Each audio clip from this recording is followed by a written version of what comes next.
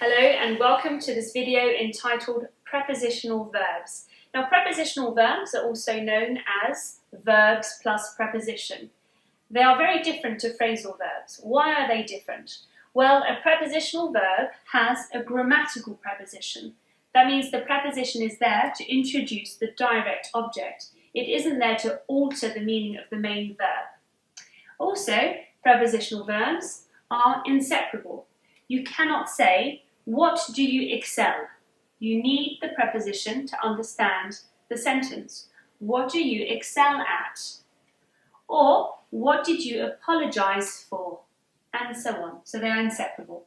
And finally, you need to learn the combinations. The combinations stem from common usage. There aren't any clear rules that govern the use of these prepositional verbs.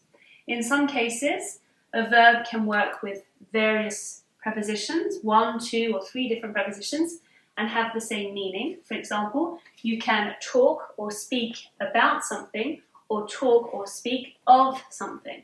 Very similar meanings, or similar or identical meanings actually. And others, like fight, can be followed by different prepositions and give a completely different meaning to the sentence. For example, they fight against abuse. So that's in a negative context. They fight against something. And they fight for freedom. Okay, so in a positive context. And then you have this verb here, arrive, which is also quite peculiar. Arrive at or arrive in. Never arrive to.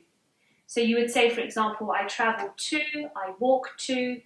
However, arrive cannot be followed by to. If we're talking about location, changing location, you say to arrive at the airport, to arrive in London. Okay? If you're uncertain as to when to use at or in, I recommend you watch the video on prepositions.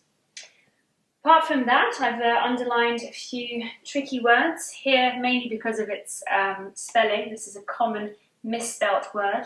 Separate, not separ. It's not an E, it's an A. Otherwise, trust. I've underlined that also because you can say that you trust someone, but you trust someone with. So it's when you introduce an object that you need a preposition here.